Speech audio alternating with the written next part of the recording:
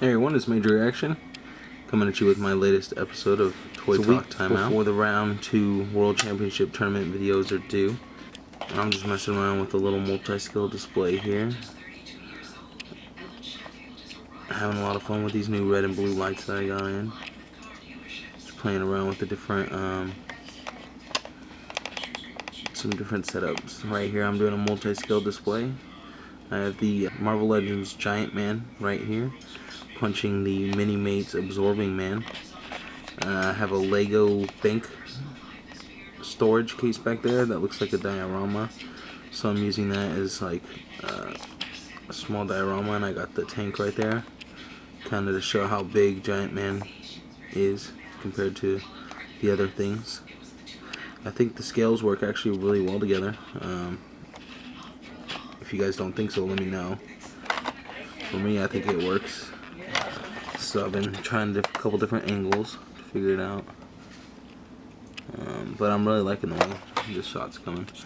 This setup looks really cool too.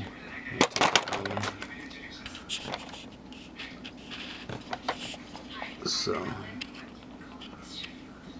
I was using a Marvel Universe figure, but I didn't think the scale was quite that. Didn't really come off that different, so this looks a lot better, I think, and I have some really cool things to go with the scale that I'm using, so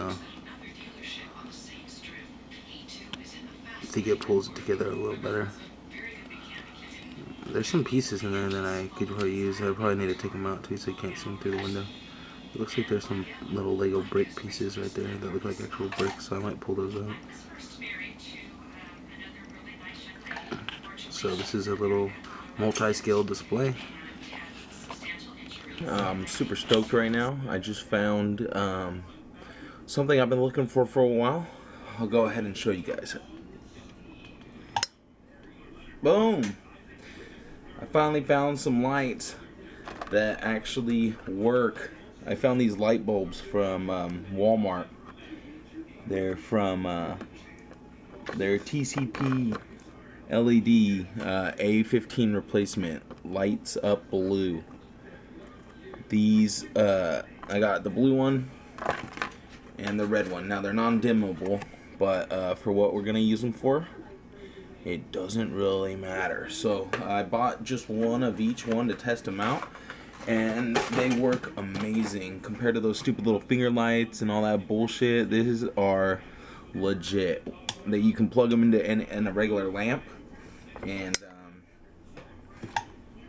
flip them on, and boom, look at the color. Look at the amount of color it puts out. It's intense. It's really cool. It's something I've been looking for a while, was a proper color like that, and it's been hard to find. So now that I got that, I'm gonna go try to find like a blue one, not a blue, probably another blue or red one, probably another one of each, and then probably like a green or an orange or something like that, just for a couple different colors. This is a shot I set up for plastic and paint, little photo I did. So what it is it's Johnny Storm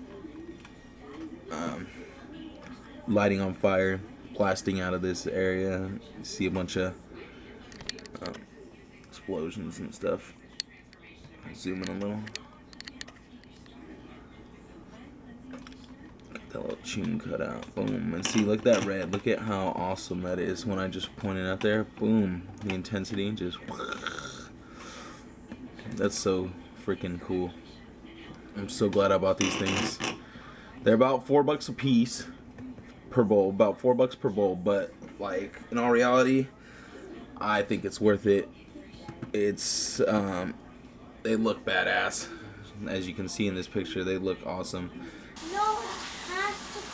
So this is the reason I cut up that blood splatter effect to make, just for this shot specifically. I was trying to attach the big blood splatter, the original Gears of War blood splatter effect, to that snow trooper back there, and it just kept falling off, so I had to tear it up, make it lighter, and then I put a little part under there, That's kind of odd. I mean, kind of wanted to look like maybe he pulled it out, slashed his neck, and then stabbed the guy behind him. So hopefully that came off. And then he slashed his neck and then also hit him with the sheath of the sword. So I'm really digging this 3A figure I got in. Got it in from Rocco the Great. A lot of badass detail on this thing. The soft goods are all really nicely detailed with little Velcro straps and everything. The little belt even has like a little clip-on piece that actually functions. It's really, really awesome, the amount of detail that they put into it. Can't wait to get a couple more of those figures. Might be a little while, but they're really awesome and they're really worth it.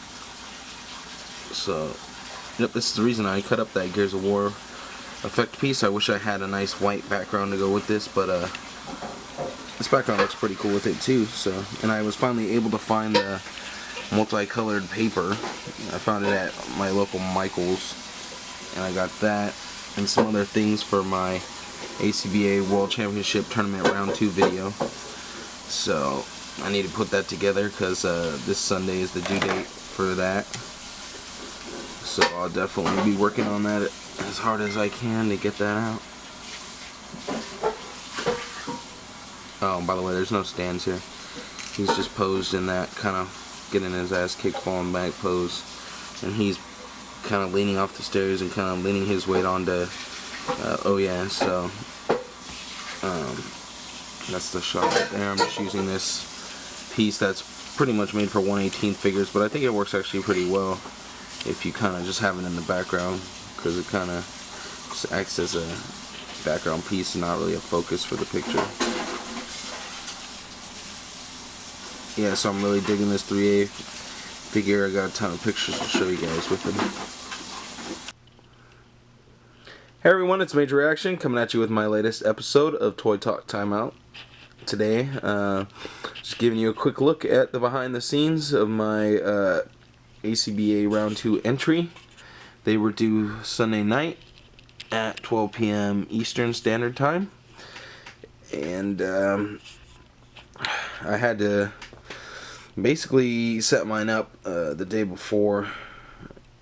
I spent all day Saturday setting it up, filming it, editing the footage, and luckily I had a late start on Sunday at work, so I was able to finish up the editing and stuff, doing the final video for this Round 2 entry.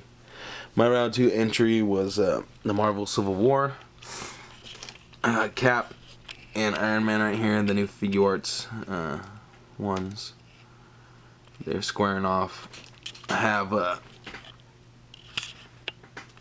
Iron Man using his repulsor blast right here. I went ahead and stuck a MegaMan effect piece at the end of that to make it look like it was kind of firing out onto the shield. And then I used the bullet effects from Jigen, my Lupin the Third Revoltech figure, to make it look like the kind of blasting effect, like you know, it's kind of sparks or something coming off the shield. So that's what I did. Just set up various characters from the actual scene. I was missing a few, like Falcon, and there's like one or two others, but I got Richards in there, Radioactive Man, Hulkling, Yellow Jacket, Sue Storm, Daredevil, Spider-Man, Miss Marvel. Most of the people from the actual scene I have in there. Yeah, so the reason I set this up last minute is because I had another idea for what I wanted to do, but the figure I had in mind for it didn't come in the mail till yesterday, so I couldn't use that idea. So I had to come up with this off the top of my head. It was either this or I wanted to kind of do, I was going to do a Night of the Sentinels display, but I ended up just doing this instead. I might just do the Night of the Sentinels display at a later time. I kind of am worried because after watching what the other guys did, it's kind of looking like I didn't do enough. Everybody else has these really awesome stories with multiple scenes going on and stuff, and I just have this one scene. So, but I mean, I feel like the posing and stuff was all on point. My cutouts were pretty on point, except for a little bleeding on my Wacom. But I feel like the effect pieces were used together good. I mean, it came out to the desired effect that I wanted. It looked really cool from a few angles, like really cool like that too, because it looks like the shot is like basically like splashing off his shield, like the energy is kind of radiating off his shield. So I really like that. Yeah, we'll see. So there's a lot of great entries. So if I do make it in, look for a much grander, way more. If I head into round 3, my scene's gonna be a lot more elaborate and a lot more things going on.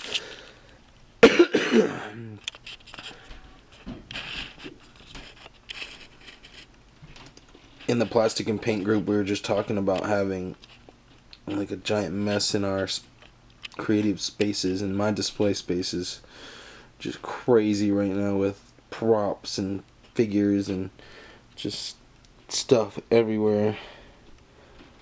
I need to really clean up all this stuff today. I got so much stuff on my table. It's ridiculous. Yep, there's my girlfriend telling me to clean up, and that's exactly what I'm about to do. Yeah. Just wanted to show you guys some of the mess that goes into the ACBA process, at least for me, because as soon as I get inspired, I want to transfer that right over to my pictures. So I tend to have a lot of things out at once. So next time you see my space, it'll be a lot neater, and I'll probably show you guys a little clip of that too to show you the difference between keeping a tidy space and having a storm come through.